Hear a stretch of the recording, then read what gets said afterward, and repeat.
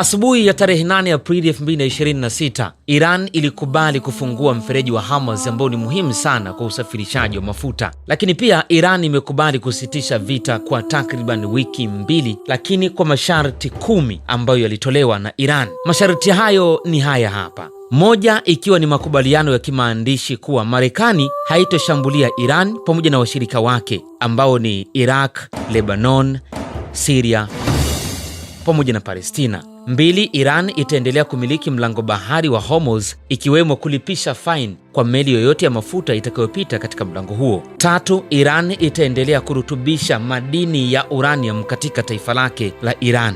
4 na 5, Marekani kuondoa vikwazo vyote kwa Iran sambamba na kurejesha mali na fedha zake zote walizochukua tangu utawala wa George Bush. 6, kutengua maazimio yote ya Baraza la Usalama wa Mataifa katika taifa la Iran. 7, kufuta maazimio yote ya bodi ya nyuklia na atomi katika taifa la Iran, kwamba Iran iendelee kuzalisha silaha za nyuklia katika taifa la Iran. 8, Marekani ilipe fidia zote za Iran kutokana na vita ambayo imepigwa tangu Februari 28. 9, Marekani kuondoa majeshi na kambi zote Mashariki ya Kati, yani kambi zote ambazo ziko katika maeneo jirani na Iran na Mashariki ya Kati. Na 10, kusitishwa kwa mapigano kwa pande zote ikiwemo kundi la Hezbollah, wasiguswe kabisa. Iran imethibitisha kuwa itaendelea kuwa msimamizi mkuu wa mlango wa bahari wa Hormuz, ambapo jeshi la nchi hiyo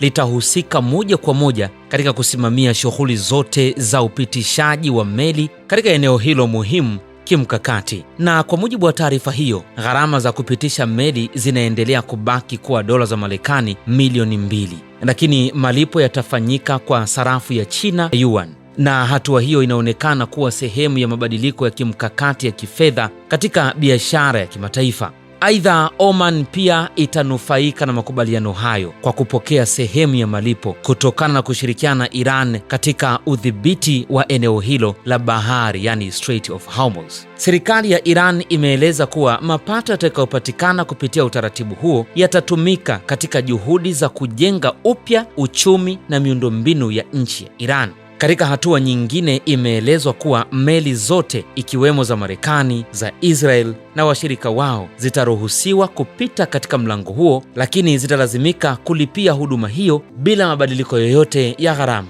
Wakati huo huo, Rais Donald Trump wa Marekani ametangaza kuwa jukumu lake litakuwa ni kusaidia kuratibu mienendo ya meli katika eneo hilo, akisisitiza kwamba uwepo wa Marekani kwa muda mfupi kwa ajili ya kusimamia baadhi ya shughuli muhimu. Baada ya Marekani kukubali, bado Iran imetoa onyo jipya kwa meli zote zinazotaka kupita katika mlango wa bahari wa Hormuz, ikisisitiza kuwa hakuna mabadiliko yoyote ya utaratibu yaliyofanyika hadi sasa. Kupitia jeshi lake la majini IRGC Navy, Iran imeeleza kuwa meli yoyote inalazimika kuomba ruhusa rasmi kabla ya kupita katika eneo hilo. Meli itakayokiuka utaratibu huo na kupita katika eneo hilo bila kibali itachukuliwa hatua kali, ikiwemo kulipuliwa mara moja bila taarifa rasmi.